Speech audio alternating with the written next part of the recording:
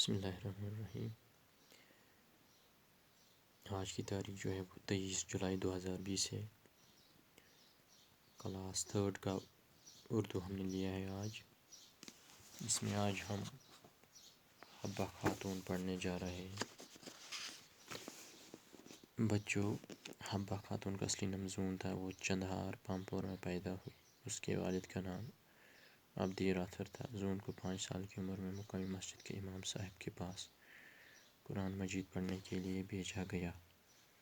2 سال کے بعد زون نے کچھ فارسی کتابوں کی تعلیم بھی حاصل کی۔ زون کی شادی ایک ان پڑھ لڑکے سے ہوئی۔ سسر ساس اور اپنے شوہر کی جی جان سے خدمت کرنے کے باوجود بھی سسرال والے زون کو پریشان کرتے تھے۔ دکھ کے انہی حالات میں زون درد بھرے اشعار میں کہنے لگی۔ اللہ تعالیٰ نے زون کو خوبصورتی کے ساتھ ساتھ میٹھی اور پر اسرار آواز بھی دی تھی۔ دل کا بوجھ ہلکا کرنے کے لیے زون اپنے درد بھرے اشعار گاتی تھی۔ اس طرح ان کی شاعرہ ہونے کی بات دور دور تک پھیل گئی۔ زون یہ اشعار لے کر پامپور کے صوفی بزرگ خواجہ مسعود کے پاس جاتی تھی۔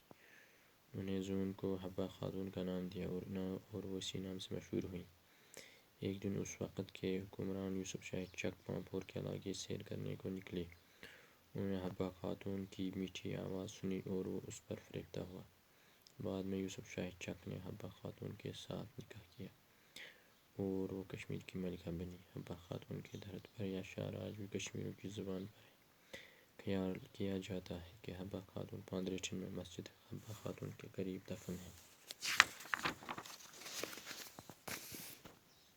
حبہ خاتون کا اصلی نام زون تھا۔ ویسے حبہ خاتون زون اصلی نام اس میں زون تو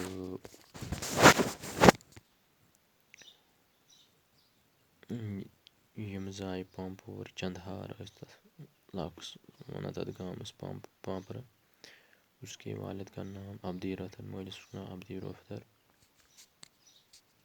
تہٕ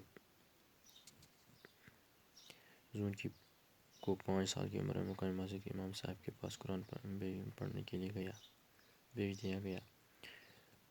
5 ؤرِش ییٚلہِ یہ سوزکھ امام صٲبس نش قرآن پاک پرنہٕ باپت۔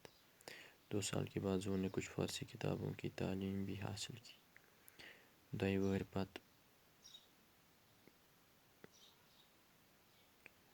کٔر أمۍ فارسی تعلیم تہِ حٲصِل۔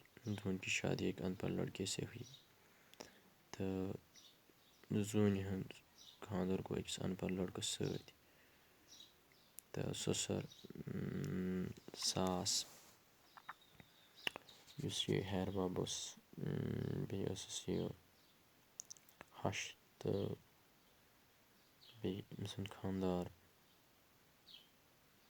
تِمن ٲس یہِ خدمت کرنہٕ باوجوٗد تہِ ٲسۍ تِم أمِس واریاہ پریشان کران تہٕ دُکھ کے انہی حالات میں زون درد بھرے اشعار کہنے لگی۔ تہٕ اتی پٮ۪ٹھ گوٚو زوٗنہِ ہُنٛد یہِ شٲعری ہُنٛد سلسلہٕ سٹارٹ۔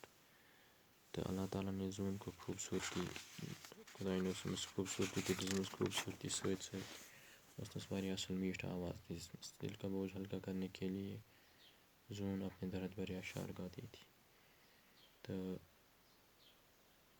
پنُن یہِ بوجھ ہلکہٕ کرنہٕ باپت، دلُک بوجھ ہلکہٕ کرنہٕ باپت ٲس یہِ کینٛہہ اشعار تہِ ونان۔ اس طرح ان کی شاعرہ ہونے کی بات دور دور تک پھیل گئی۔